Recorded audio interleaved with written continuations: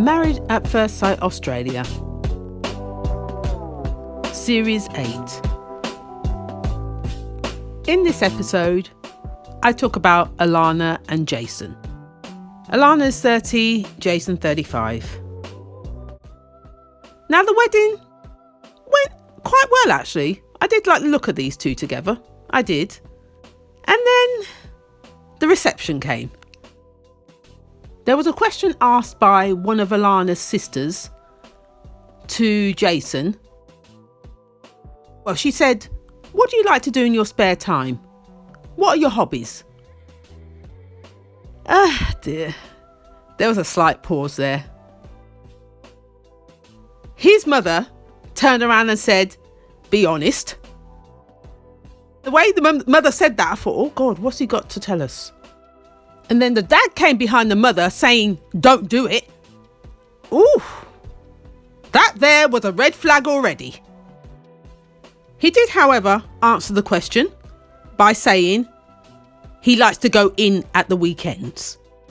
And we know what that means. Partying. As he said, I work during the week. At the weekends, I go in. So he's been partying every weekend for the past 4 years, he said. 4 years. I wouldn't be surprised if the past 4 years included last week.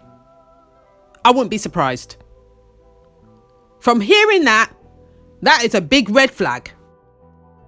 Now, if he had turned around and said he was partying up to the age of 31 and he hadn't partied for the past 4 years, now that one I'd accept. And now you want to get married and settle down? Oh, that doesn't sound good to me. Not at all. And like I said, that 4 years could have ended just a week or two ago of partying every weekend. Nah, red flag. Red flag, red flag.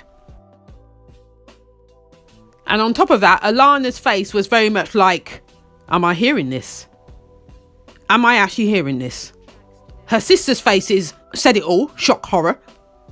And then his dad decided to throw him under the bus by telling the story about the time he had to pick him up from the gutter because he went on a bender. Oh my God, how embarrassing. How embarrassing.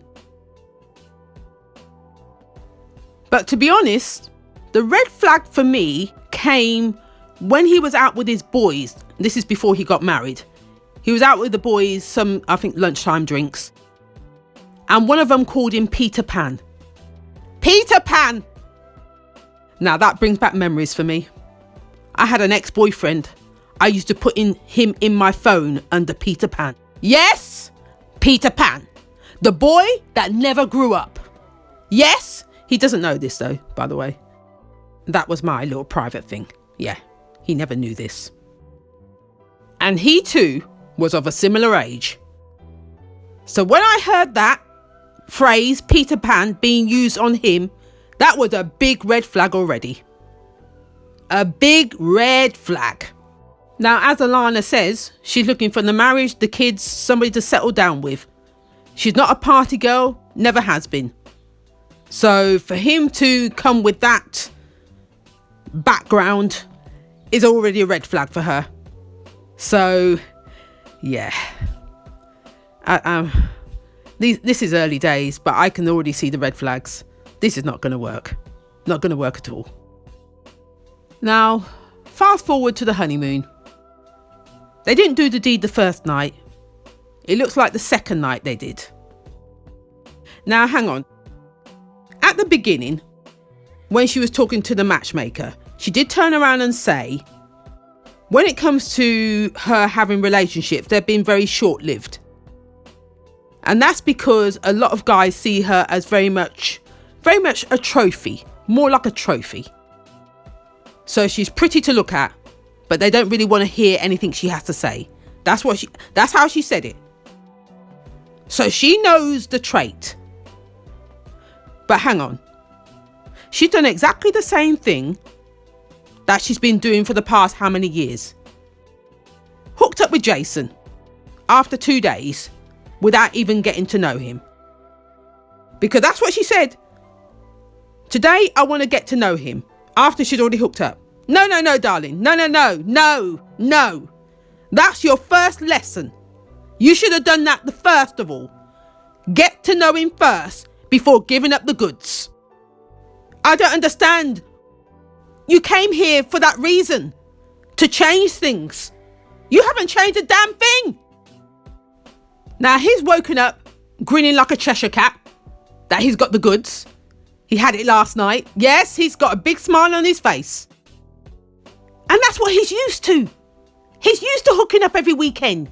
He's used to that lifestyle. So that's nothing new to him.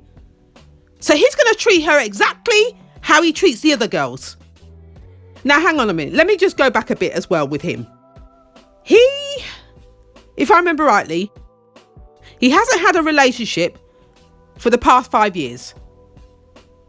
He's been single, living the bachelor life for the past 5 years, which is why he goes on the bender every weekend, hooking up with all these different girls and whatever else. And he also mentioned, with all the girlfriends he's had, they've all cheated on him. Ah, dear. Now my question is why? Why have your girlfriends all cheated on you? Is that because you treat them like they're nothing? Is that the reason? Is that the way you treat all women? That's my question. They can't all cheat on you for no reason. There's a reason behind the cheating. Because you're probably the type of guy that goes out every weekend when they're the ones that want to settle down, but you're still playing games, Mr. Peter Pan. Yes, I'm going to call him Peter Pan. They've been the ones that have been wanting to settle down from ages back. You just weren't ready. And think you're going to settle down tomorrow? With that mindset? I can't see it. I can't. And she's made a big mistake. She's made the biggest mistake by carrying on with the same pattern that she was doing before she got married. So they're both as bad as each other, to be honest. Repeating the same pattern and expecting a different result. That's what I see. Fast forward to when they went out for their picnic date.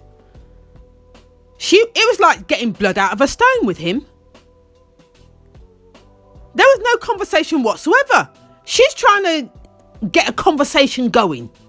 She's talking about, oh, last night brought us closer together. Sexually, it did. It did nothing else for him. That is him just generally. There's no feelings involved where that's concerned. No feelings whatsoever. For him to have a conversation, oh my God, it was just painful to watch. As she said, he's very surface level. But then, darling, you made the mistake already by sleeping with him. The conversation should have come first. Then she goes on to talk about the conversation they had in bed last night. That's pillow talk, darling, pillow talk. We all know that one. What happens in the daytime? Is there any depth to the conversation? Because I can't see it. The whole thing was just too painful to watch. Oh, I can't. I just can't with people like him. Like I said, it reminds me of an ex. Learnt my lesson. Would never go back there again. And I learnt my lesson that one time. I didn't go and repeat it. And over my lifetime, I've met a few men just like him. Same person, different face. Learnt my lesson the first time. Would never repeat it. On that note, this is where I'm going to leave it. If you like what you've heard, please like, comment and subscribe. Till next time.